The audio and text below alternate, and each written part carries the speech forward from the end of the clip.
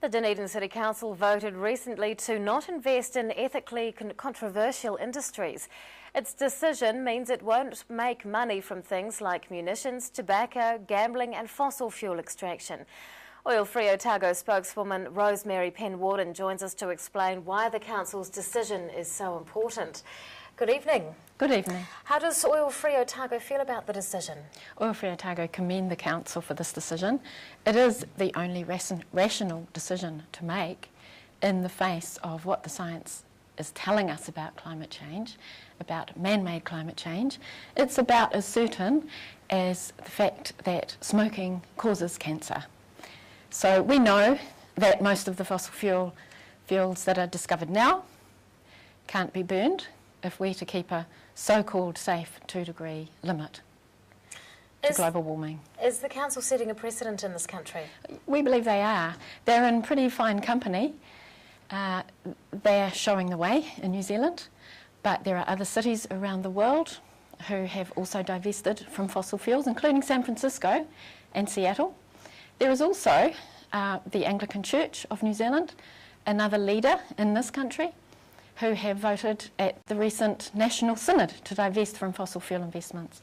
So we also have the world's largest fund manager, BlackRock, has joined together with the FTSE group to form a new investment group that will will not include any fossil fuel investments because they see it as a soon-to-be stranded asset.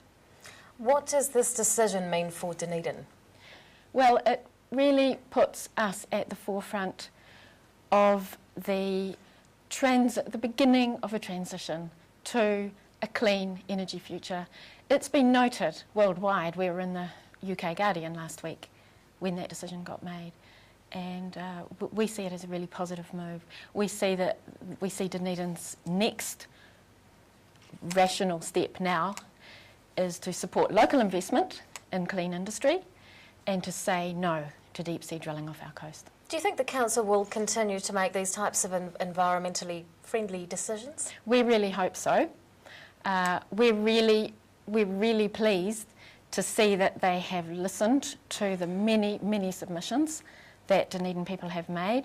We know Dunedin people understand the importance of this decision. We know they understand the importance of climate change and the future costs if we delay much longer on this.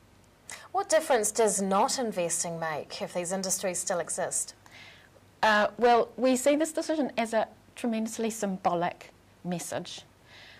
Of course, we're not going to be able to turn around our dependence and our addiction to fossil fuels overnight, but the sooner we get started on doing so, the less costly it will be.